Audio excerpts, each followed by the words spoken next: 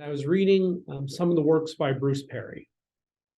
And at the end of the most recent edition of his book, The Boy Who Was Raised as a Dog, it actually speaks a little bit to the collaborative problem-solving process.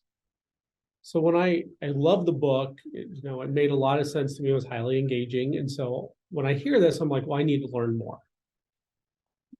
I found some materials online and did just some general reading about it. And then I found some of the YouTube videos that were published. One in particular, it's a little more than an hour long, and it's Dr. Ablon just doing a general overview about collaborative problem solving. Well, I wanted to learn even more. So at the time, there was an online opportunity to take essentially an online course. And I brought myself and a group of principals, some of my school counselors. We have these kind of social work type positions.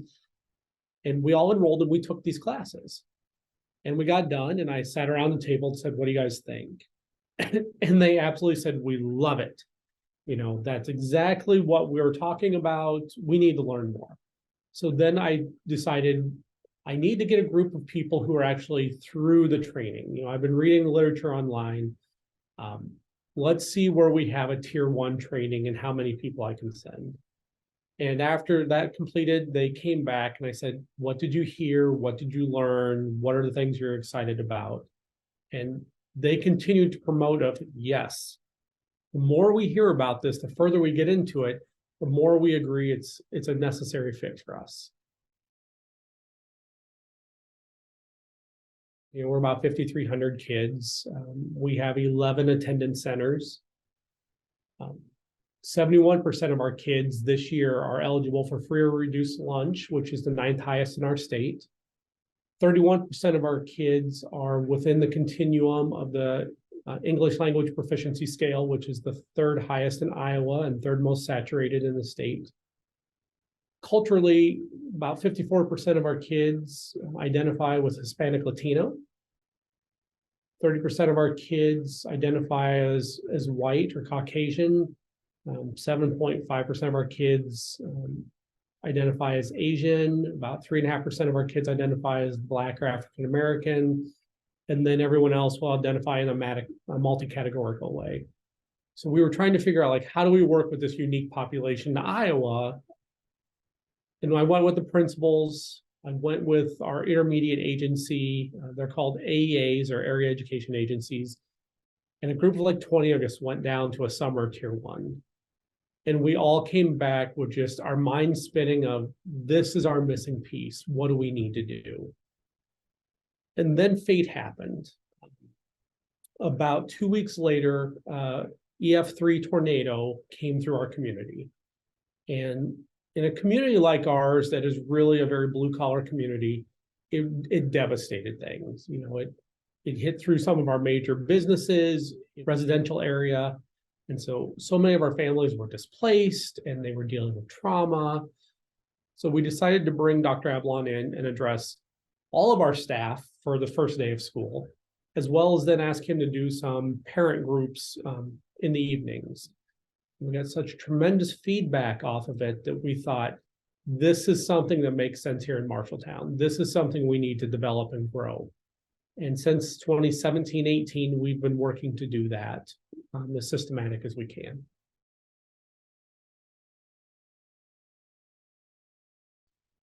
I would say we're still early in, and we definitely have people who have bought into it and understand it and see the result. And we still have people that we're trying to onboard because it's just such a different way of thinking about supporting kids and families. Those who have really bought into it, it has changed the focus of the discussion. It's moved from things like, well, they would if they wanted to, or kind of those dead end ideas of, this family's always been this way. I've worked with other kids, or I was a teacher for the parents and they were this way when they were that age, to a reframing of what's happened to this kiddo.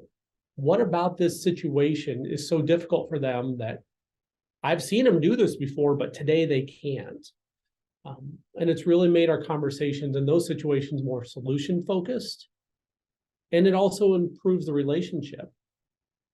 checking in with kids and letting them feel like they have a voice and they have a choice.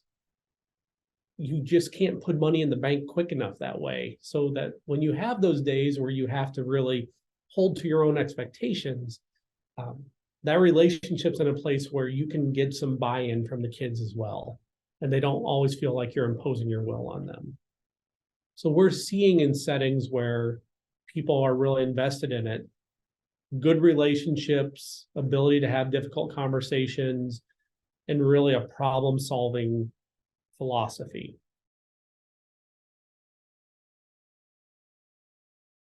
So the first I'll talk about is one of our elementary schools. Its name is Woodbury Elementary, and it's a preschool through fourth grade school. Before we began our work in collaborative problem solving, we track many of the things most schools do. How many kids go to the office? How many kids are so aggressive that they require physical restraint? How many kids are in a situation where safety is such a big issue that we have to use seclusionary timeout? What are the factors that make the learning environment safe, which our state of Iowa has a universal survey they do. At Woodbury, which has really internalized this work, we've seen a decrease since 2018-19 to last year. Office referrals are down over 36%. The number of students who have 2 or more office referrals are down 49%. The need to use seclusion and/or restraint is down by 28%. And most importantly, so our state of Iowa has what they call the Conditions for Learning Survey. And it's a survey that goes out to our staff members, our kids, and our families that asks about the well-being and the learning environments, really around SEL. Before this, that survey showed that Woodbury Elementary was 7% below the state average on emotional safety. How safe did kids feel in that school? Last year, they were 7% above the state average. So we've seen this significant swing in kids are feeling connected, regulated, and that it's a safe learning environment. So I guess the other unique thing about Woodbury Elementary is that it is a dual language school. So our families who go there, they learn in Spanish for half a day, and then they learn in English for half a day. And the general population of that school is really those families who are moving into Iowa that are completely Spanish speaking, coming from Mexico and other countries. The last and probably my favorite story, a few years ago, we identified that there are kids in schools that have serious underlying mental health conditions, and those create the behaviors that we see that are unsafe and that we really worry about. In Iowa, there's not a lot of facilities to work with kids who are beyond what most schools can work with. So we tried to create our own, and we call it the therapeutic classrooms. And in there, we have integrated CPS as our primary model into a trauma-informed approach. And we work with kids that usually would be placed in residential treatment or day school programs or out-of-state kind of psychiatric facilities. And we are seeing success with 96% of the kids in there. And they range from kindergarten through 9th grade. And I mean by success is, if they were in their comprehensive schools, on average, they may have 4, 5, 6 behavioral incidents a day. They may have 2 to 3 behavioral incidents a month now. They're not running out of school. They're not destroying property. They are engaged in their learning. In fact, on our most recent state-required literacy academic assessment, every one of our 18 students made growth in literacy. And they're excited to come to school. Their attendance is way up. Their families who we had a really difficult relationship with, for a variety of reasons, we don't have that kind of that difficult situation anymore. They love our teachers. They love our little program. They love that there's a place that their kids can grow and learn and get their needs met. So those are the places I would talk about as a system we're doing it and doing it well and seeing those great outcomes. I want to share a couple of things thinking through kind of the special education lens. So federal law around special education really does dictate a variety of things that seem very prescriptive on how you have to think and approach supporting kids who may have behavioral challenges. Collaborative problem solving has been a game changer in a lot of our situations with kids with disabilities who have those behavioral struggles, because not only does it address some of those underlying conditions that we never thought about, but it helps us then create a pretty clear way to do checks and balances along the way on, a plan B conversation is a great way to see how are things going in this element of the instructional skill building that you're trying to do. So our district is really committed to providing a full continuum of services to our families on social emotional learning. And as part of that, then my job as the director who oversees it was to gain as much knowledge and skills as possible. So first, I've been through the inaugural cohort of CASEL, the Collaborative for Academic Social Emotional Learning, and have completed their fellows program. I've also completed 2 cohorts with the National Superintendents Association's both mental health work as well as their SEL cohort. So working with these folks has provided me with a really strong foundation about what is evidence-based, research-based social emotional learning across a continuum. What happens at school-wide, what happens within the classrooms, what happens within the teachers' mindsets. And having that together, we have created an infrastructure to support our needs of our kids.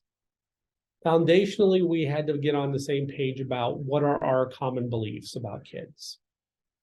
Many school districts will talk about positive behavioral interventions and supports, or PBIS. And what we've learned about PBIS is that first, it's very regulating the kids to know what's expected of them across settings. Many times their life is a little bit out of control at home and there's a lot of chaos, but knowing that when I walk into this school, if I'm in the cafeteria, here's what's expected of me. If I'm in the classroom, here's what I expected. Like that brings down some of the anxiety to begin with. Our next piece, though, is ensuring that everything we do based on our thinking with collaborative problem solving is relational. So we've moved away in many of our locations from that token economy system, that reward system when kids are meeting expectations, to those relational interactions.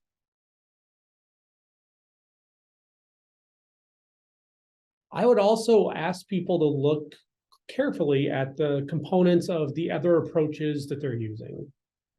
Within our district, we think about a multi-step process. And so I talked a little bit about PBIS as a regulating system for all kids across all settings.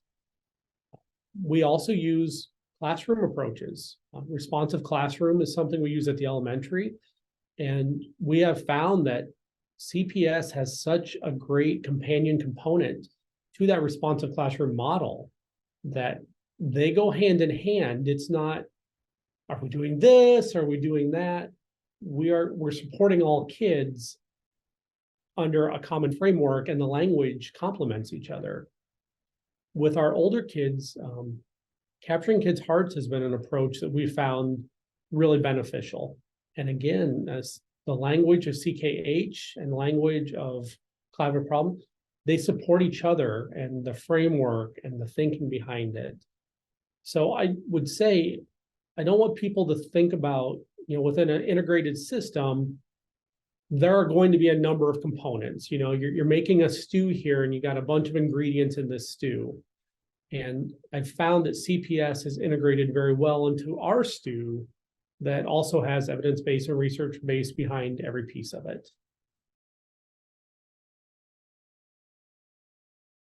When I went to high school, and I'm not going to say how old I am, but when I went to high school, the idea was, Matt, if you go to high school, you need to go to college. And if you can complete college, you will get a good job and your job skills will be taught to you on site.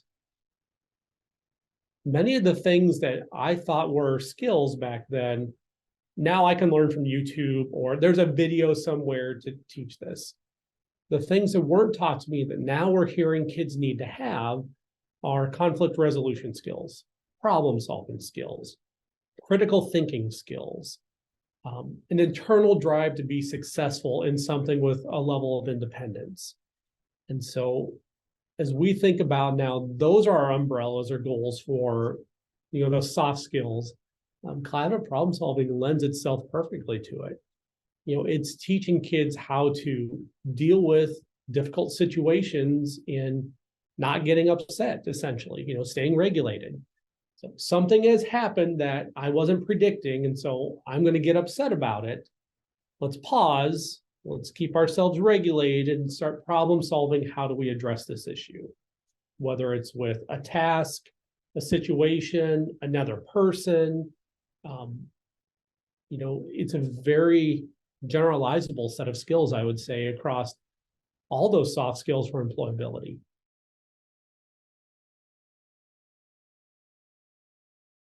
So we have been working on engaging parents in learning about collaborative problem solving through, we call them either watch parties or community wellness nights that we're doing once a quarter. And families can come into our schools and see and learn more about it. I think the most engaging part about all of this is not only are we continuing to try to teach them about it, but now when we have school board meetings, we have families showing up saying, I absolutely love that, my child that I was getting phone calls on all the time for whatever reason, the phone calls I get now are positive phone calls, and that I'm seeing that my child, when I'm having difficulty with him or her at home, I can kind of engage in that process and generally work through it. And even sometimes my kids are coaching me, even elementary kids, so that we can try to work through this conversation in a regulated way for a mutually agreed upon solution.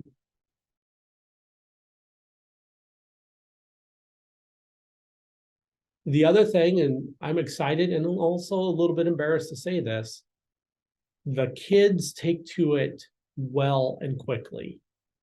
The implementation delays are really about the adults and dealing with our own internal conflicts of how we were raised, what we believe should and shouldn't be, kind of behavioral strategies, classroom management, or just innate skills, that any adult or child should have at some age. But for the kids, when we do this and do this well as an approach, they pick it up like that. As I work with kids or talk with some of the buildings that work with kids regularly in this approach, 3-4 conversations in, the kids can start to tell you what that next component is. What's that next step that you're going to talk to them about? And they actually engage in it. As long as they see it's successful for them, being heard and feeling like they have some choice, they will take you there if you let them.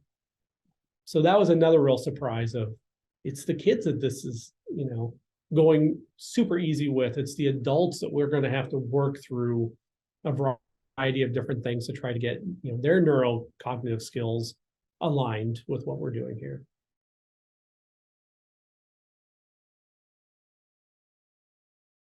I'd begin with just a philosophy. Not only do I love that they have a philosophy, but when you hear, kids do well if they can.